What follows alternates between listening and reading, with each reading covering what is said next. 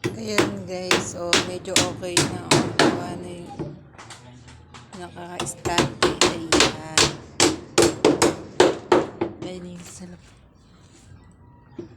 Di.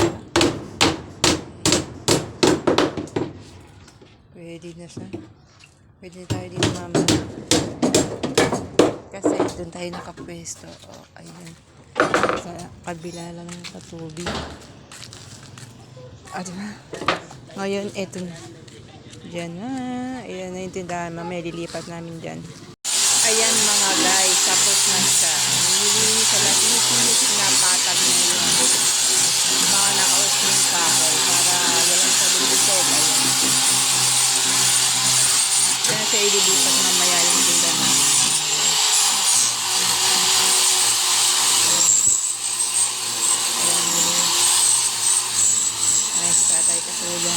Para pag umulan, hindi na ako mababasa dito. Ayan. Ayan yung dito tayo nakapwesto. Ayan. Ngayon, hindi pa na tayo din maya-maya. Para kung sakaling umulan kasi nalilim, hindi tayo mababasa. Ayan mga guys, ito na. Dito na tayo ngayon nagtinda sa ating ginawang tindahan kahapon. Dito tayo nakapwesto ngayon. Ito pa lang yung ating laman. Yung ating mga tinda nung nakaraan yung sa ibabaw doon wala pang laman kasi hindi pa tayo nakapamili. Ayan, susunod na araw malalagyan na rin natin siya ng laman mga guys.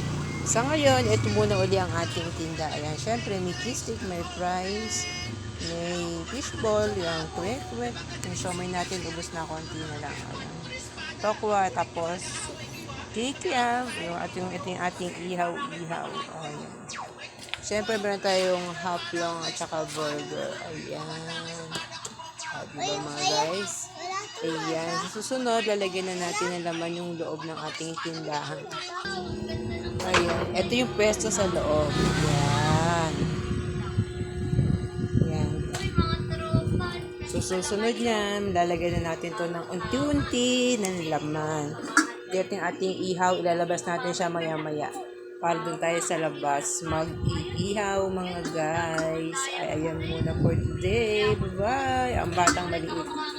Nagsasalin siya ng kalamig.